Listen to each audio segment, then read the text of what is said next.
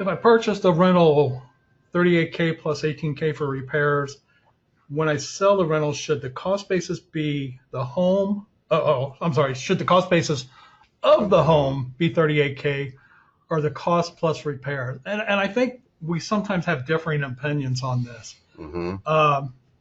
I'm kind of the opinion that if you buy a house on the cheap for $38,000, that with some improvements could be worth a lot more. Mm-hmm.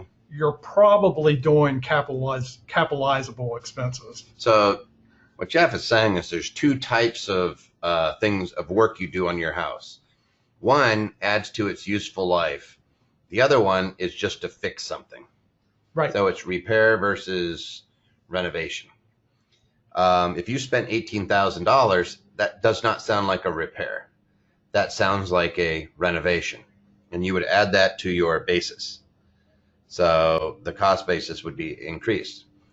If you are repairing something, like, hey, something was broken and you're just fixing it, and you're not adding to the useful life of the actual property, so like you're fixing a driveway or you're fixing the door, those you wouldn't add to the basis. You'd write those off immediately. Right.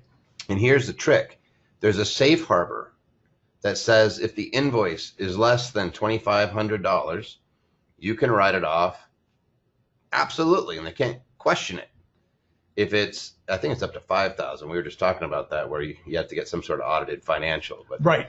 But I'm not going to go that route. I'm just going to say if it's less than 2,500. So if you have somebody fixing up on your house, have them make sure that they invoice you less than 2,500. You can treat it as a repair and write it off now versus spreading it out over 27 and a half years. Somebody asked this, by the way. They asked about cost segregation. And the rule on that is, on a typical house, like on this house, 56,000, let's say it was all renovation. They didn't repair anything. They basically fixed this house up, replaced its roof, its floors, and everything. Typically, you'd be writing that off over 27 and a half years. What cost segregation says is, hey, I can break out the carpeting, I can break out the ceiling fans, the lights, the light switches, and I can write those off immediately. And it's basically taking the improvement and breaking it into pieces. What that usually gets you is an extra 20% to 30% on the first year. Right. So on a house like this, you could do a cost seg. If it's 56, you're probably going to get an extra $10,000 write-off.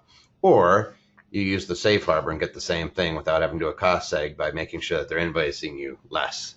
And something I think a lot of people don't understand about the cost segregation is, Mm-hmm. yes, it does can decrease your income dramatically in that first year. But Mm-hmm. later years, you're going to have slightly higher income.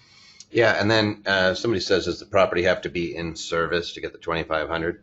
No, it's just repair. I mean, it has to Right. be. It has to be something that you're using as an investment property, so it's not your home. Because we know a lot of the repairs happen in between tenants and things of that nature when it's not being occupied. Mm-hmm. But it's still available for rent. I mean, you are looking for somebody, but you're just doing repairs in between. Somebody asked, California taxes worldwide, and they're in debt? Yes. There's this thing. When you spend more than you make, doesn't matter how much you make, you're still going backwards. It's like, I lose money on every unit, but I'll make it up in volume. We never said they use their money wisely. Yeah.